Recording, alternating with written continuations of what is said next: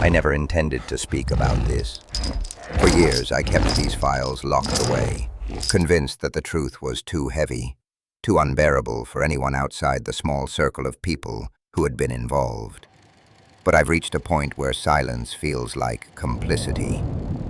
Perhaps it's my own guilt gnawing at me, or maybe it's the weight of the memories that refuses to stay buried. Either way, what I'm about to recount is real, and every word comes from the files I held in my hands, the ones stamped with warnings and secrecy codes I am technically forbidden to share. It begins, as most of these things do, with a death. Not just any death, a death that seemed ordinary at first glance, but one that would unravel into a decade-long study that defied every rational explanation.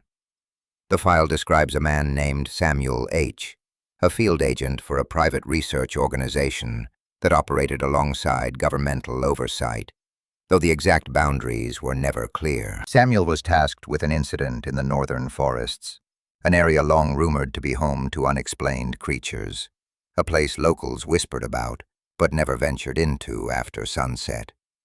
The reports described him as thorough, cautious, the kind of man who checked and double-checked every step, every measure. Yet what he encountered, according to his own notes, was beyond anything he had ever prepared for. The first mention of the Dogman in the files was understated, almost clinical. Observed entity exhibiting anthropomorphic traits, canine morphology, heightened reflexes, and abnormal intelligence, it read. That's it. No embellishment, no hysteria. The language was precise, almost detached. But Samuel's personal journal told a different story. On that first night, he wrote, "I thought I knew fear. I was wrong. Whatever I saw in the clearing didn't just watch me, it understood me. It knew I was afraid, and it almost waited." I remember the first image that accompanied the report. A photograph, black and white, grainy, almost as though the camera itself hesitated to capture it. The figure was half shrouded in shadow, standing taller than any human should, shoulders broad, fur matted in patches, eyes reflecting the faint light like molten gold. There was something about the posture that suggested not just strength, but intent. The Dogman, if that's what it truly was not a wild animal in the conventional sense. It seemed aware. What follows in the case files is a slow escalation. Samuel and the team documented every interaction over the next several months, each report labeled with a date, a timestamp, and a confidentiality code that implied consequences for leaking. Their approach was methodical, almost clinical. Observation, testing, interaction. They recorded vocalizations, tracking patterns, dietary habits, and even rudimentary problem-solving abilities. At first, it seemed the Dogman simply avoided them, retreating into the shadows of the forest when approached. But the files reveal a chilling pattern. The creature began to anticipate their movements. One entry, dated March 14, 2011, stands out. Samuel wrote, "It was waiting near the eastern ridge today. I took a route I thought would be unseen. It stepped into the path, silently, almost gracefully. Not aggressive, not threatening. Yet I felt it could have ended me, if it wanted. I don't think it was watching for me. I think it was learning from me." The files include diagrams, maps of the territory marked with red annotations, and notes about the animal's behavior that defied logic. It wasn't simply a creature. It was an entity capable of strategic thought. Samuel's team began to realize that what they were studying wasn't a wild animal in the traditional sense, nor was it an experiment gone wrong. It was something else entirely, something evolved, something aware. As the months passed, the reports grew darker. There were nights when the Dogman was seen in close proximity to the camp, silent, observing, sometimes leaving signs of its presence. Claw marks on trees, scattered remains of small animals, or footprints too large to be human, but impossibly structured for a wolf or bear. Samuel's notes show an increasing sense of dread. I can no longer tell if we are observing it or if it's observing us, and if it is, I fear what it thinks of us. The files include one particularly chilling detail, an audio recording that Samuel insisted be preserved in its raw form. The sound is barely recognizable at first, a low, guttural vocalization that builds into something almost conversational, as if the Dogman is trying to communicate without words. In the transcript, the researchers debated whether it was mimicry or comprehension. They never concluded. But listening to the audio, you hear the pause between breaths, the way the creature shifts its weight, the subtle hints of intent. It's not just fear you feel. It's the weight of being understood by something that should not understand. By the end of that first year, Samuel's reports note subtle changes in the Dogman's behavior.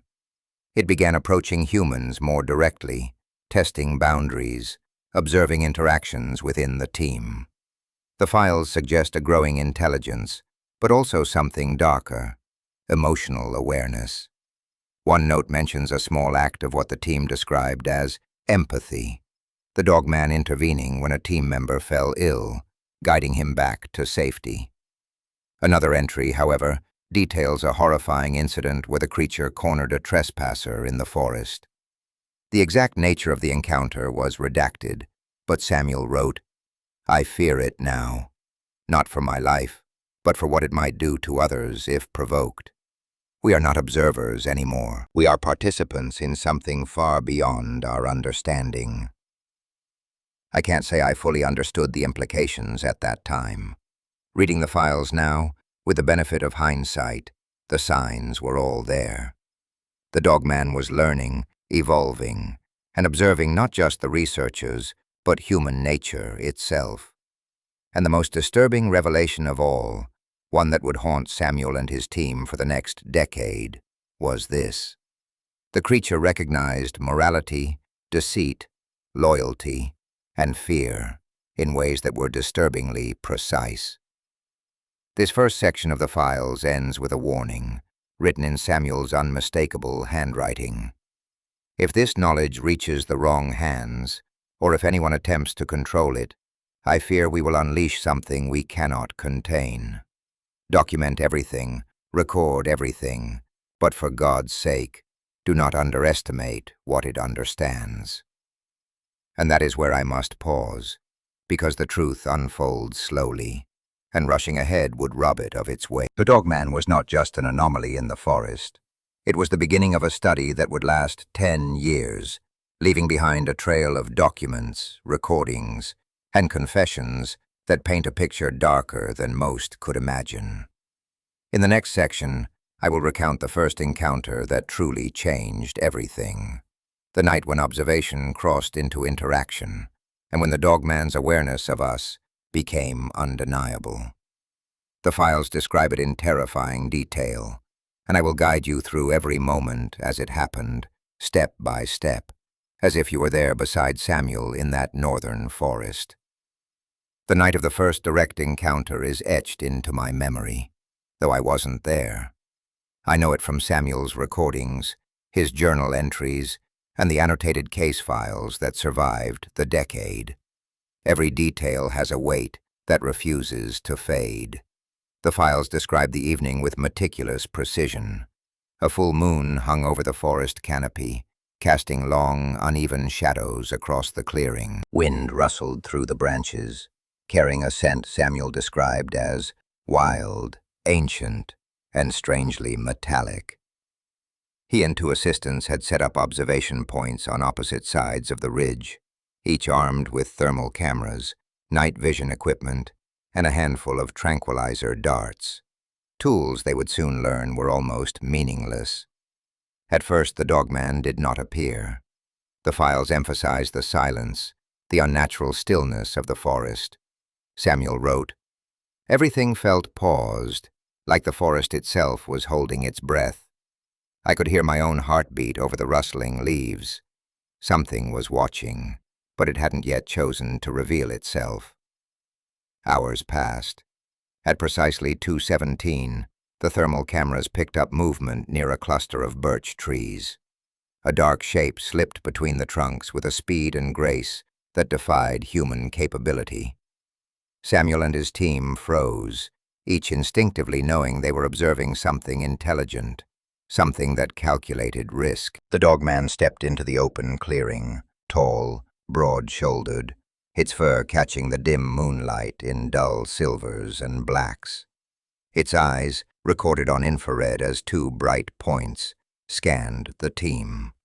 And then, almost imperceptibly, it tilted its head, as if assessing them.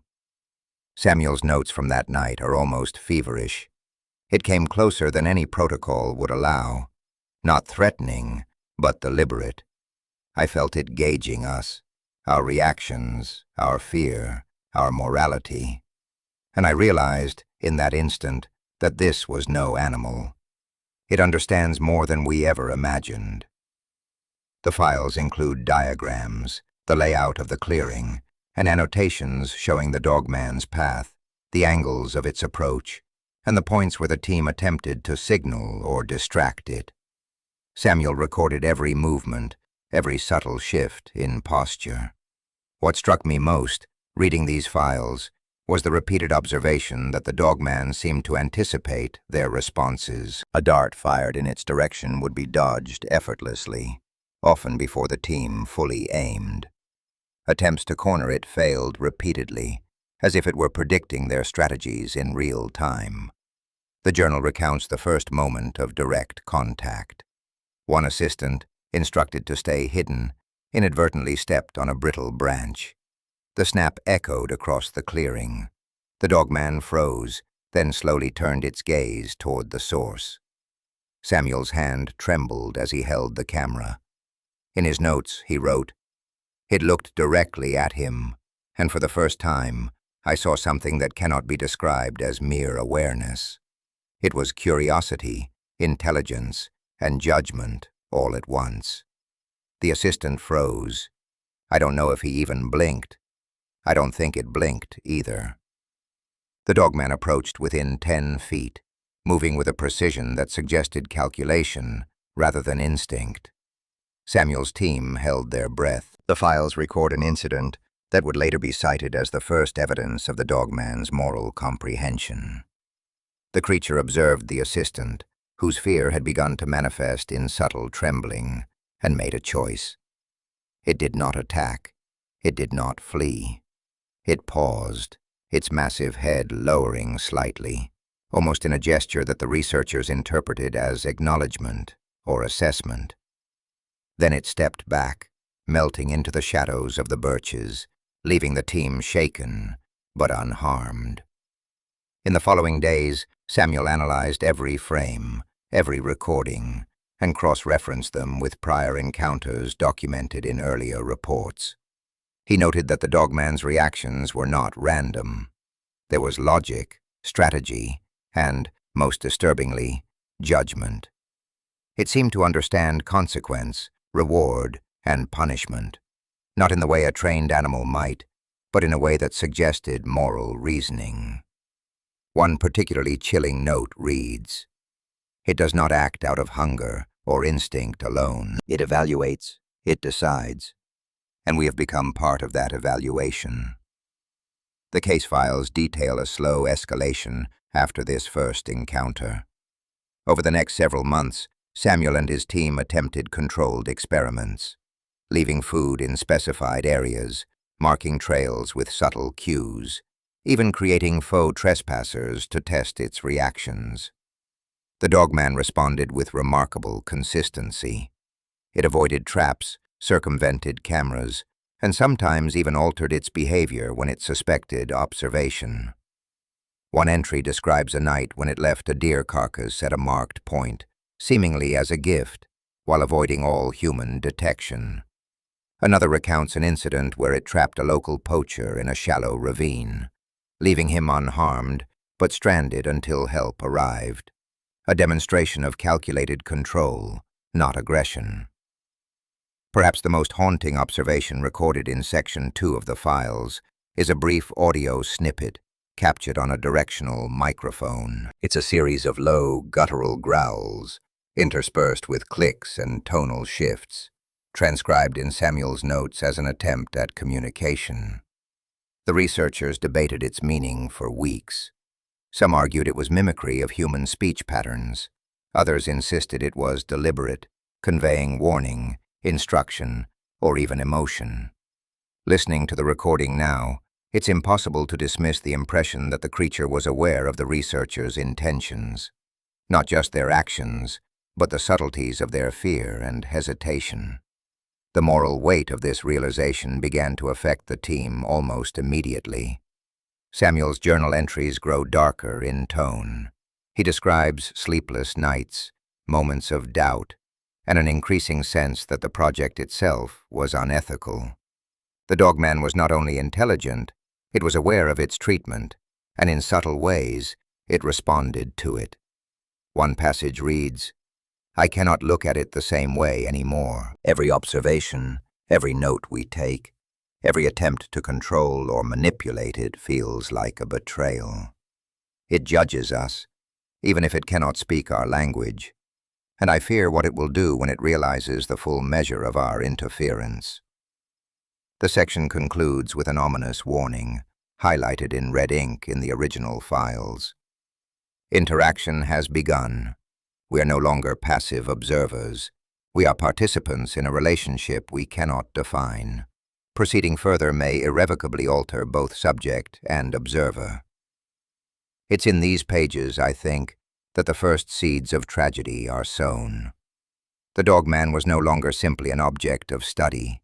It was an entity capable of judgment, capable of ethical choice, and capable of holding the team accountable in ways they could not yet comprehend. And the files make it clear that what followed, over the next 10 years, was a slow, inexorable escalation that tested the limits of human understanding, morality, and fear. The first encounter, carefully chronicled here, set the tone for every interaction that followed. The Dogman, as the files suggest, was not a predator in the conventional sense. It was a sentient force, observing, evaluating, and shaping its environment, with an intelligence that challenged everything the researchers thought they knew. In the next section, we will examine the first major breakthrough in understanding the Dogman, an incident that crossed the line between observation and attempted communication, and which would ultimately lay bare the depth of its awareness and its capacity for moral reasoning.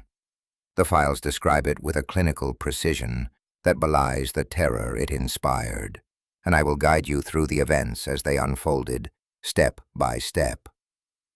The breakthrough came unexpectedly, and it changed everything. The files describe it as an ordinary night, fog rolling low across the ridge, dew settling on the underbrush, and the faint hum of nocturnal insects filling the air. Samuel had grown increasingly obsessed with understanding the Dogman's intelligence, recording every behavior, every deviation, every pause. But up until this moment, the creature had remained elusive, observing, but never directly interacting beyond the first encounter. It began with the lights. Samuel had set up a series of small LED panels, flickering in patterns he hoped would capture the Dogman's attention without appearing threatening. He noted in his journal, "I do not know if it perceives the lights as signals or toys, but there is no other method left. The patterns are simple, almost childish.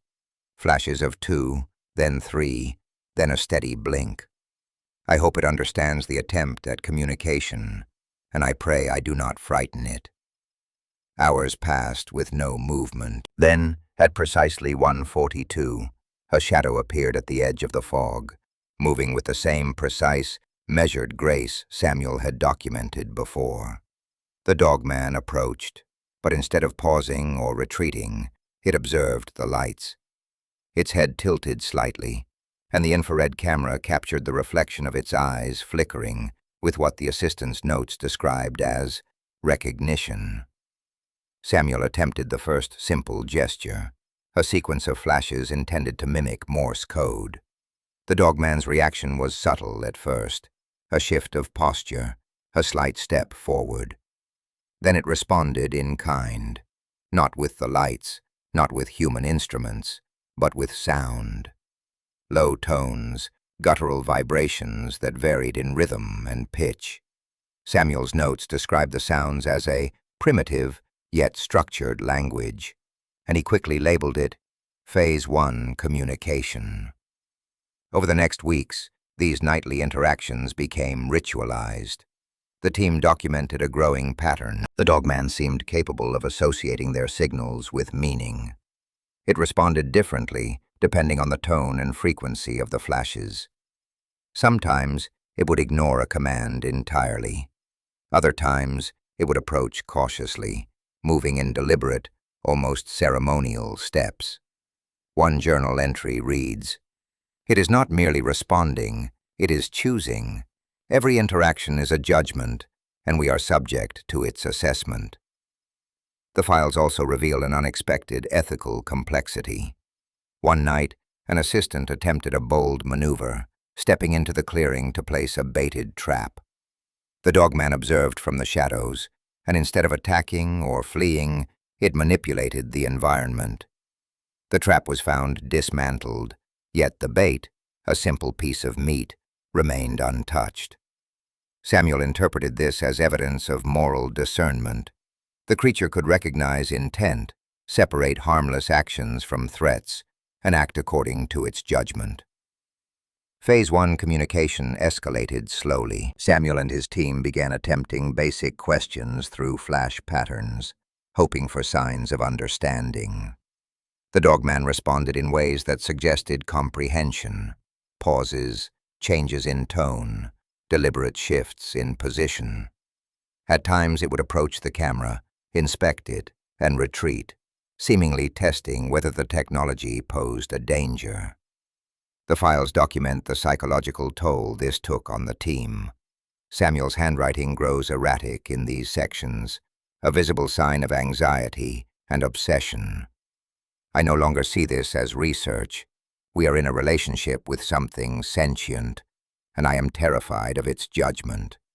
Every misstep could provoke consequences we cannot anticipate. One incident, however, stands out as the most disturbing in this section. The dogman appeared to respond to human emotions rather than commands. Samuel's journal recounts a particularly tense night when he himself was trembling with exhaustion and fear. The dogman approached closer than ever before, pausing in the mist, and emitted a series of low vibrations that seemed to mimic the rhythm of a human heartbeat. Samuel writes, "It knew my fear.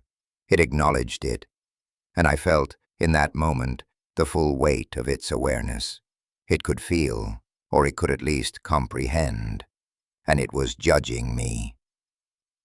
The files also include diagrams and annotations of its movements during these early communications. They highlight the deliberate pacing, the pauses at certain points, and the apparent intention behind each step. Samuel and his team noted that the dogman was not responding in a reflexive manner, but with deliberation, with calculation. Its intelligence was deliberate, purposeful, and morally engaged. By the end of this section, Phase 1 communication had established something the team would later describe as mutual acknowledgement. The dogman had recognized them as entities capable of thought and emotion, and it had begun to engage with them on its own terms. The files suggest that this realization fundamentally altered the dynamic of the entire experiment. Samuel writes, "It is no longer a subject. It is a being that evaluates our presence, our intentions, and our ethics. We have crossed an invisible line, and I fear we do not yet understand the consequences." This section ends on a dark, confessional note. Samuel's entries reflect the psychological weight of these interactions, the exhaustion, the fear, and the moral ambiguity of every experiment. The dogman was more than a creature to study. It was a force that demanded acknowledgement, respect, and ethical consideration. The files conclude with a single, chilling annotation in red. Observation has become interaction. Interaction has become negotiation, and we are losing control of both.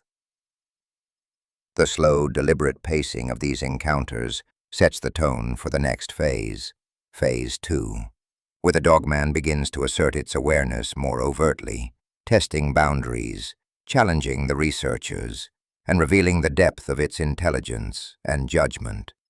In the next section, we will explore the first major confrontation, an event that forced the team to confront the reality that this experiment was no longer under their control.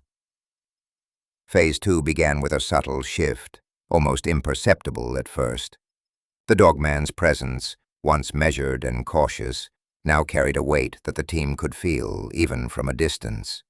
Samuel's notes describe it as a watching awareness, the sensation that they were no longer merely observing, but being observed, scrutinized in a way that was deliberate, intelligent, and morally aware.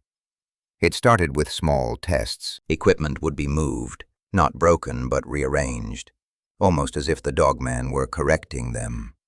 Flash patterns meant to communicate were occasionally ignored or altered by environmental changes. Leaves shifted to partially obscure the lights, logs repositioned to cast shadows across the signals. The files contain sketches illustrating these manipulations, arrows pointing to subtle adjustments, annotations describing potential reasoning. Positioning suggests understanding of line of sight. Manipulation of light indicates spatial intelligence. Samuel became obsessed with cataloging every nuance. Each interaction, each movement, each deviation from expectation was recorded with meticulous care. The files reveal hours of infrared footage, hand-drawn diagrams, and audio spectrograms, all annotated with careful hypotheses about intent. It was clear that the Dogman was no longer responding solely to stimuli. It was initiating action, testing the limits of the researcher's presence. One particularly tense night, the Dogman approached the clearing at a time when Samuel was alone, fatigued, and vulnerable. The team's previous safety measures, motion sensors, cameras, alarms, failed to capture the moment fully. Samuel describes it as a confrontation not of aggression, but of moral inspection. The creature's gaze lingered, its posture deliberate, almost ceremonial. He writes, "I felt as if it was weighing my soul. Every hesitation, every breath, every tremor measured. I realized, in that moment, that this was no longer research. It was judgment." The files include a transcription of audio recordings from this night, although the sounds remain largely incomprehensible. Low guttural tones, irregular in rhythm yet structured in pitch, were documented. Samuel attempted to correlate these with previous flash sequences, but many entries are marked with frustration. Patterns observed, meaning unknown. Possible linguistic elements, but decoding fails. It is aware of our attempts. It responds selectively. Phase 2 communication was not limited to observation. The Dogman began introducing behaviors that suggested curiosity about human emotion. Samuel notes one instance where he deliberately displayed fear, a controlled tremor, rapid breathing, lowered posture, to test the creature's response. The Dogman reacted immediately, approaching closer, mimicking the rhythm of his heartbeat with low tones, and then retreating, leaving a trail of displaced leaves in a deliberate pattern. The team's psychologist later speculated that the creature was capable of empathy, or at least a rudimentary form of emotional recognition. This section also details the first overt challenge to the team's authority. One assistant, frustrated by the slow progress, attempted to capture the Dogman using a reinforced net. The files recount the aftermath in clinical detail. The net was found shredded, the assistant unharmed but visibly shaken, and the Dogman absent from the immediate area. Samuel's journal describes the moment as a turning point. It did not strike, it did not flee, it intervened, and in doing so, it set the rules of engagement. We are not in control. The psychological toll on the team was immediate. Sleep-deprived, hyper-aware, they began to experience what Samuel describes as reverse observation, the constant sensation of being watched, of being assessed. Journals become fragmented, sentences trailing off, handwriting erratic. One entry reads, "I dream of it constantly. I wake with its eyes in the shadows. I cannot tell if I am dreaming or if it is here." Phase 2 also included the first documented instance of problem-solving on the Dogman's part. Samuel describes an experiment where the team placed a food source behind a small barrier, expecting the creature to wait or retreat. Instead, the Dogman manipulated surrounding objects to create a rudimentary path to the food. The files include diagrams and a series of infrared snapshots showing the progression. Samuel writes, "This was not instinct. This was planning, anticipation, understanding cause and effect beyond immediate need." Ethical concerns begin to dominate the files in this section. The team wrestled with the implications of their presence. Were they observing a sentient being in captivity? Were their actions morally justifiable? Samuel's confessional tone intensifies. Every choice feels like a sin. To interact is to manipulate. To record is to violate. And yet, we cannot stop. We are complicit in a system we cannot control. The climax of this section is a subtle but terrifying assertion of dominance. During a particularly foggy night, the Dogman initiated a sequence of actions that the files describe as ritualistic and deliberate. It moved between observation posts, disrupted cameras, and positioned itself in the clearing in a manner that mirrored the team's own attempts at communication. The implication is clear. It was demonstrating awareness not just of their methods, but of their intentions, motives, and limitations. Samuel writes, "It knows the experiment as we know it. It understands our goals, our fears, our ethics, and it is reminding us we are not in control." By the end of Section 4, the tone has shifted completely. The Dogman is no longer merely a subject or a curiosity. It is a moral actor, capable of empathy, judgment, and deliberate interference. The files leave the team, and the reader, with a sense of unavoidable tension. They have entered into a relationship with a being they cannot predict, influence, or fully comprehend. The final notes of this section foreshadow a confrontation that will define the next phase. Samuel closes his journal entry with a stark confession. Phase 2 has shown me that this is not a game. We are being evaluated, tested, and perhaps condemned. And yet, we continue. I fear the consequences, and yet, I cannot stop. Phase 3 began with an unmistakable shift. The Dogman no longer merely tested or observed, they engaged. The team's previous attempts at structured experiments were met with subtle but deliberate interference, and Samuel notes that the creature seemed to be anticipating every move before it even happened. The files contain hours of infrared footage showing the Dogman maneuvering silently, shifting logs and rocks to alter lines of sight, and rearranging equipment in ways that reflected understanding far beyond instinct. The margins of the journal are filled with frantic annotations. It moves deliberately. It anticipates. It reasons. The first direct confrontation occurred on a night thick with fog. Samuel, alone at the observation post, noticed the subtle rustle of leaves before any camera picked it up. The Dogman emerged from the shadows, not with aggression, but with intent. Its gaze, as described in Samuel's notes, was not wild, not animal. It was calculating, patient, assessing every micro-expression, every micro-movement. For hours it stayed in the perimeter, watching, circling, testing Samuel's composure. He writes, "I realized in that moment that it understands fear. It measures it, and it responds to it." This encounter led to a series of experiments, though the term experiment soon felt inadequate.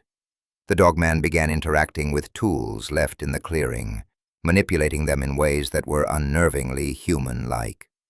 A locked container meant to store biological samples was found open the next morning, its contents untouched but carefully arranged. Samuel records, "It is sending a message. I do not yet understand it.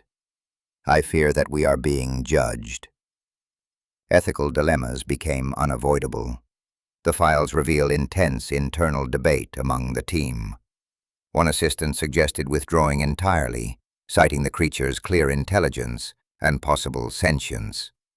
Another argued that the research was too valuable to abandon. Samuel, in a rare moment of introspection, admits, "Every action feels like trespass. We are intruding on a life that is not ours to claim, and yet we linger, unable to step away from the truth we have glimpsed." Communication attempts continued, though the Dogman's responses remained indirect. A series of lights arranged in a coded sequence were ignored, while subtle manipulations of environmental features, shifting branches, rearranging stones, seemed to serve as replies. Samuel's notes describe the difficulty of interpretation. Every movement carries intent, but intent is layered. It is not message alone, but challenge, and perhaps even warning. The tension reached its peak when a small flare of aggression occurred. One evening, a team member moved too close to the Dogman's apparent resting area, violating the invisible boundary the creature had established. The Dogman reacted immediately, charging briefly and stopping just short of physical contact. The files contain sketches depicting the creature's trajectory, detailed timelines, and physiological measurements from the sensors. Samuel writes, "It tested our limits without crossing them. It asserts dominance, not with violence, but with understanding of power. I felt the full weight of its intelligence and the truth of my own vulnerability." These moments of confrontation were mirrored by internal conflicts among the researchers. Fear, awe, and fascination intermingled, fracturing the team's cohesion. Samuel's journal becomes increasingly confessional, detailing dreams where the Dogman appeared as a silent judge, shadows of fur and muscle looming over him. He writes, "I wake in panic, convinced it is there, studying me, waiting for me to fail. I cannot escape the scrutiny, even in my sleep. It is relentless." Phase 3 also exposed the moral cost of the experiment. The files include correspondence with external advisors, legal counsel, and ethical boards, though all responses are redacted. Samuel records a growing sense of isolation, as if the team had entered a moral territory that could not be sanctioned or understood by outside authorities. The Dogman, by its very presence and intelligence, forced them to confront the question: do we have the right to interfere with life forms we cannot fully comprehend? In the files, there is a particularly chilling entry where Samuel attempts to catalog emotional responses using a combination of heart rate monitors, audio recordings, and infrared observation. He tried to quantify what he refers to as the Dogman's emotional intelligence. Notes read, "Response to distress is immediate. Response to deception is nuanced. Response to trust is contingent. It reads human behavior as we cannot read its own.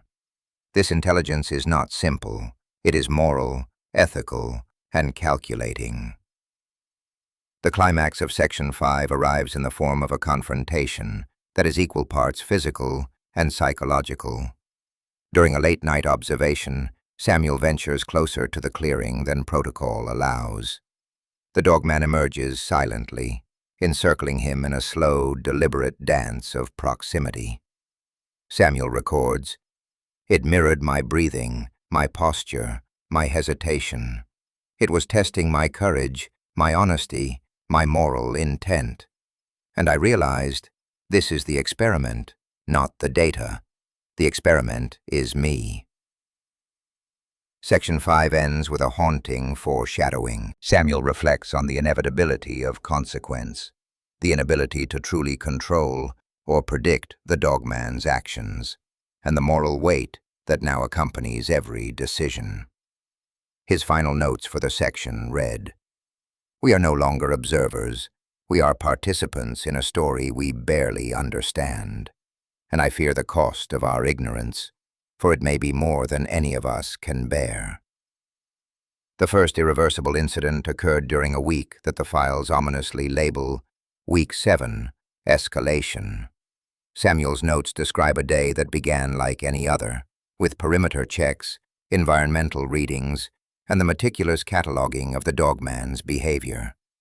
But by late afternoon, the tone shifts, and the handwriting grows increasingly jagged in his journal. It is no longer testing, it is asserting, and I fear what that assertion means. The trigger was a routine maintenance procedure. A junior assistant, unaware of the dogman's heightened awareness, moved equipment near what Samuel refers to as the core observation point. The dogman, previously patient but undeniably intelligent, reacted with a controlled, deliberate aggression that the files detail with precision. Infrared footage captures it charging, halting mere meters from the human intruder. The dogman's body language is unmistakable: dominance, warning, a boundary enforced with unspoken authority. Samuel recounts his visceral reaction.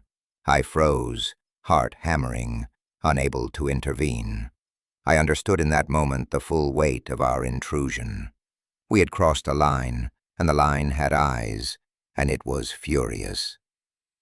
The files include audio recordings of guttural sounds, a mixture of growls, sharp clicks, and something resembling vocalized warning, that the team could not categorize, yet interpreted as intentional communication.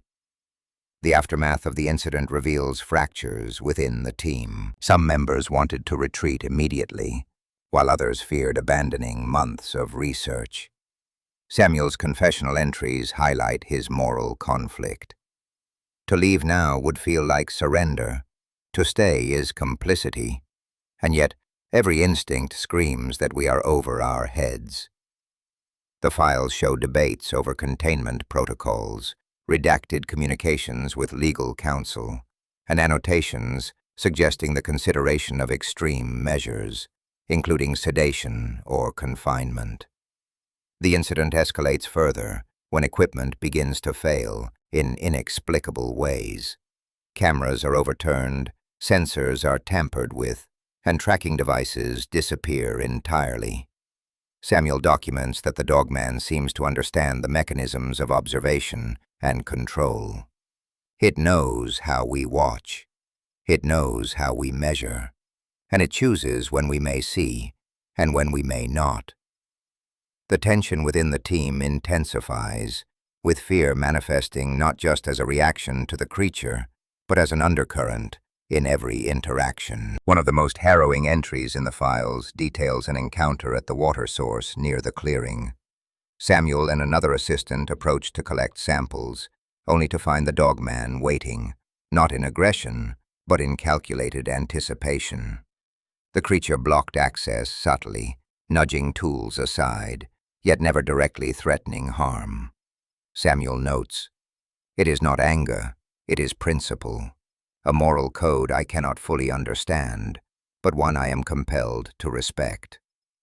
The files contain diagrams indicating the creature's movements, overlaid with human positions, showing a careful orchestration of space, movement, and psychological pressure. The moral weight of this week's events is compounded by a psychological toll that Samuel documents in detail. Nightmares become frequent, with recurring visions of the dogman, observing, judging, and responding to his every action. Dreams blur into reality. The line between observation and paranoia becomes indistinct. "I wake convinced it has followed me," he writes. "I hear its movements in the house, in the woods, in my own mind. I no longer know where I end, and it begins." Section 6 also introduces a critical subplot, the partial discovery of old documents hidden within the perimeter. These papers, referred to as previous experiment files, suggest that the Dogman's interaction with humans was not a new phenomenon. Samuel annotates, "It has been studied before, controlled before, and yet nothing prepares us for the awareness, the intelligence, the moral depth it possesses. This is not a beast. This is a sentient, reasoning, ethical being." Some pages are heavily redacted, but a few notes hint at prior containment failures, personnel disappearances, and experiments that ended catastrophically. The climax of Section 6 is the incident the team cannot undo. One night, a breach occurs, not by accident, but seemingly by design. A camera captures the Dogman approaching the secondary observation post, where one assistant had stayed late to document nocturnal behavior. The creature does not attack in a simplistic, predatory way. Instead, it incapacitates with precision, avoiding lethal force, but demonstrating overwhelming strength. Samuel's notes convey raw terror. I watched through the infrared lens as it demonstrated control, not cruelty.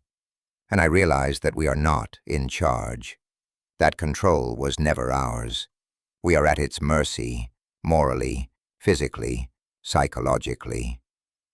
This moment fractures the team irreparably. Some insist on immediate evacuation. Others cannot abandon the research. Samuel documents arguments that escalate into shouting matches, accusations, and finally, the quiet despair of resignation. He confesses, "We wanted understanding. We wanted knowledge. We wanted dominion. And now all we have is fear, and the unshakable awareness that we are observers of something beyond our comprehension, and yet implicated in every action it takes." The files for this week conclude with a haunting entry, a reflection on the inevitability of consequence. Samuel writes, "Every interaction leaves a mark. Every decision resonates. I see the weight of our intrusion not just in the Dogman's behavior, but in the changes within ourselves. We are different now, harsher, fearful, haunted, and it is entirely our doing." The section closes on a note of suspense, with an open loop regarding the fate of the assistant who was incapacitated. The camera feed cuts off abruptly, leaving only a static-filled frame, as if the Dogman itself had decided when the team could no longer observe. The files are annotated in red.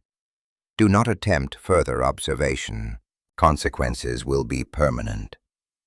The days following the breach are recorded in the files under the ominous heading, Week 8, Fracture. Samuel's journal entries become fragmented, a reflection of the mental strain and growing dread that grips the team. Sleep is elusive, and every routine action is shadowed by paranoia. The assistant who was incapacitated during the breach remains missing, a detail the files mark with a heavy red underline.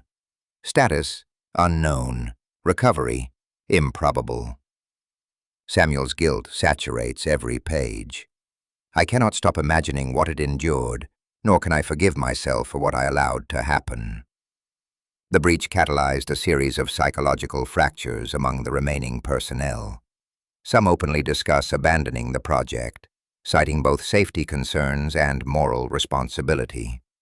Others, driven by obsession and perhaps the thrill of proximity to the inexplicable, refuse to leave. Samuel documents these arguments in meticulous detail, noting not only the words exchanged, but the subtle shifts in tone, body language, and emotional energy. The files include diagrams mapping positions and interactions, creating a visual record of tension building in the observation compound.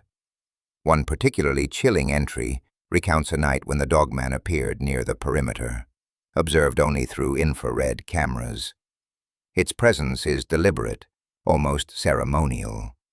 The creature remains motionless, head tilted, eyes reflecting the faint red glow of night vision equipment. Samuel writes, "It watches, always, and it waits. I am convinced now that it understands the fractures within us the guilt and fear that erode our resolve. We are no longer simply observers. We are participants in a narrative it controls, and our choices are no longer entirely our own. The moral deterioration is mirrored in the physical environment. Equipment malfunctions intensify, sensors fail inexplicably, and monitoring devices are systematically disabled. Samuel annotates with a tremor in his handwriting. I cannot tell if this is clever sabotage or supernatural intervention. Every time we attempt to record, it is as though the Dogman anticipates, adapts, and nullifies our efforts. Footage from multiple cameras shows the Dogman moving in ways that defy conventional locomotion, appearing in angles impossible to capture unless it chooses to be seen. An emerging subplot involves the discovery of secondary files buried beneath previous experiment documents. These files hint at long-standing interactions between humans and Dogman specimens, including failed containment attempts, ethical violations, and prior researchers who vanished without explanation. Samuel is both horrified and fascinated, documenting. These records suggest we are not the first to engage, but our engagement is different. Our methods are flawed, our morality compromised, and perhaps that is what it has been waiting to test. Tension peaks during an incident at the observation deck. Samuel and one assistant attempt to repair a surveillance unit, only to encounter the Dogman on the far side of the clearing. The creature's movements are deliberate, almost theatrical. It approaches slowly, pausing to sniff the air, studying the humans with uncanny intelligence. Samuel describes the sensation of being evaluated, as if their very moral integrity is under scrutiny. The Dogman's gaze, captured faintly on a malfunctioning infrared camera, seems to pierce through layers of fear, guilt, and desire for control. The files reveal that the assistant, already under severe psychological strain, collapses under the weight of the encounter. Samuel records, "It did not touch him, but the fear alone incapacitated him. He lies curled in a corner, muttering incoherently, haunted by what he believes it will do next. I fear for my own mind. I am certain it has catalogued every weakness, every hesitation, every lie I have told myself about control." Week 8 also contains repeated references to environmental anomalies. Temperature spikes, unexplainable footprints, and auditory disturbances are logged with obsessive detail. Samuel writes, "It moves in patterns we cannot predict. It exists within the boundaries of our observation, and yet outside them. I fear that if it chooses, it can erase our presence entirely, and perhaps, in ways we cannot yet measure, it already has." A pivotal entry discusses the team's attempts at communication. Samuel experiments with verbal cues, gestures, and recorded sounds, hoping to establish rapport, or at least predictability. The Dogman responds selectively, sometimes ignoring overtures entirely, other times performing complex behaviors that suggest understanding and intention. One recorded interaction shows the creature arranging objects into patterns that mimic basic human symbols, an observation Samuel annotates as, "It is teaching," or "it is mocking." Either way, we are learning from it, whether we consent or not. The climax of Section 7 centers on the first permanent psychological breakdown among the team. The assistant, previously incapacitated, begins to show signs of extreme paranoia and dissociation, convinced that the Dogman is not only observing but influencing thought. Samuel documents with clinical precision. He insists the Dogman speaks to him through the static of radios and cameras. I do not know if this is delusion or some form of communication we cannot comprehend. Either way, his mind is fractured, and the consequences of this fracture are irreversible. Section 7 concludes with a stark confessional moment. Samuel writes directly to the files, and by extension, to the unknown audience. "We wanted observation, study, knowledge. What we have found is that some things cannot be contained, cannot be controlled, and certainly cannot be understood without consequence. And the consequence is not for it. It is for us. It is inescapable. It is permanent. We have invited something extraordinary into our world, and we have done so as children wielding fire. I do not know if we will survive ourselves, or if we will survive its judgment.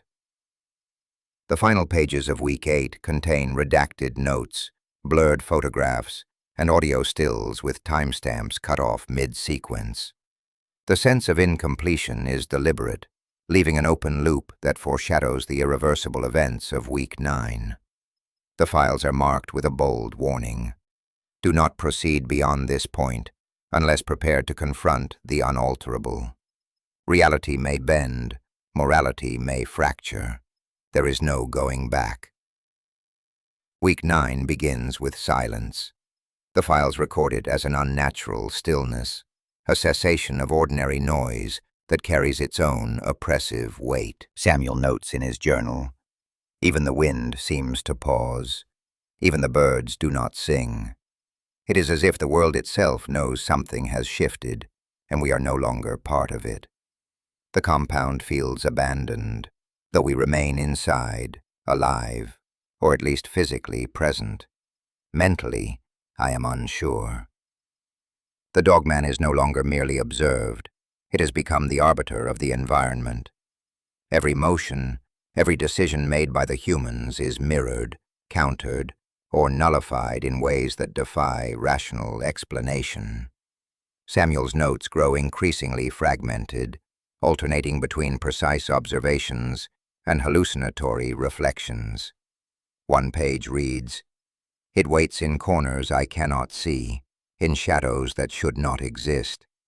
I feel its attention in my bones, in my heartbeat. Every step I take, it anticipates, it measures, it judges.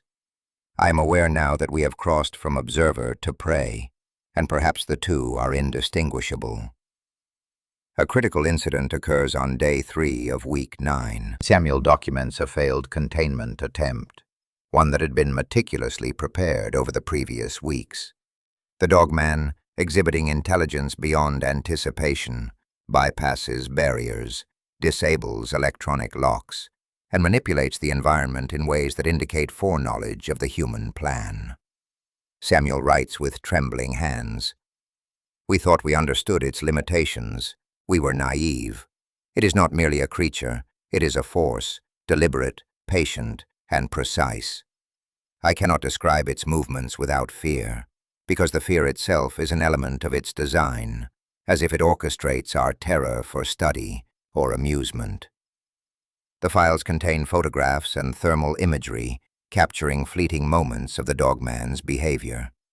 In one image, partially obscured by redacted areas, the creature is seen crouched over the assistant who had suffered previous psychological collapse.